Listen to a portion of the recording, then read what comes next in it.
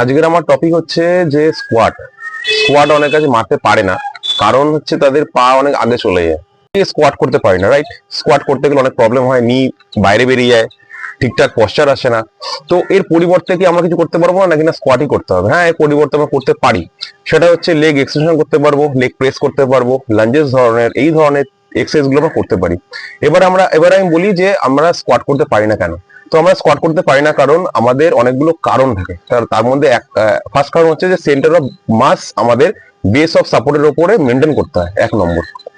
আর 2 নম্বর হচ্ছে আমাদের যে ফিমার বোন থাকে, ফিমার বোন এক একজনের এক এক রকম সাইজের হয়ে থাকে, কারোর মিডিয়াম থাকে, কারোর ছোট থাকে, কারোর বড় থাকে। তো যাদের বড় থাকে ফিমার বোন, তাদেরও প্রবলেমটা আসে।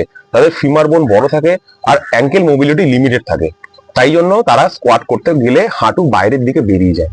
তো এর সলিউশন কি আছে? এর সলিউশন হচ্ছে যে আমরা যখনই স্কোয়াট করতে যাব তখন আমরা পা বড় করে স্কোয়াট করতে পারি। বললাম যে ওয়াইড করে দিতে হবে আমাদের পাটাকে, তাহলে কি আমরা স্কোয়াট করতে পারবো।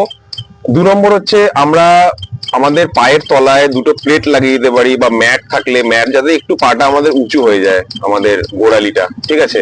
তো তখন আমরা স্কোয়াট করতে পারবো। আর নয়তো আমরা স্কোয়াট শুজ পরে স্কোয়াট করতে পারি। তো তার এর পরেও যদি আমাদের স্কোয়াটে করতে অসুবিধা হয়, তাহলেও কোনো প্রবলেম নেই, আমরা স্কোয়াট করতে যাব না।